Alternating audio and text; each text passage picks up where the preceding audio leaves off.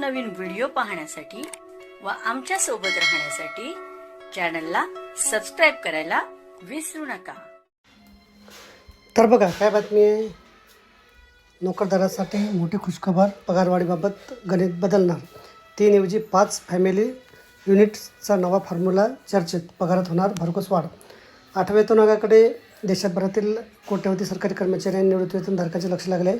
किमान वेतन किती वाढणार, फिटमेंट फॅक्टर किती असेल आणि पगारात नेमका किती फरक पडेल याबाबत विविध चर्चा सुरू आहे।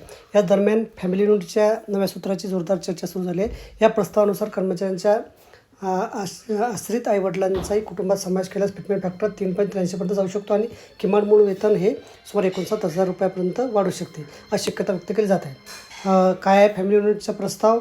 आतापर्यंत वेतन आयोग किमान वेतन निश्चित करताना 3 फॅमिली युनिट्स गृहीत धरत होता। यात कर्मचारी, तिचा जोडीदार आणि 2 मुलांचा समावेश केला जात होता। मात्र 8व्या वेतन आयोगासमोर कर्मचारी संघटनेचे 5 फॅमिली युनिट्सचा प्रस्ताव मांडला। या प्रस्तावानुसार कर्मचारी 1 युनिट, जोडीदार 1 युनिट, 2 मुले 1 युनिट आणि आश्रित आईवडील 1 युनिट अशा प्रकारे एकूण 5.2 युनिट्स धरून किमान वेतन निश्चित करण्याची मागणी करण्यात आलेली आहे।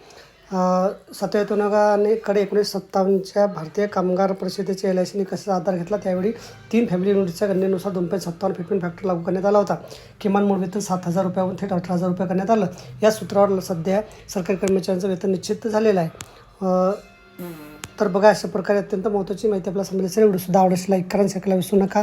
धन्यवाद।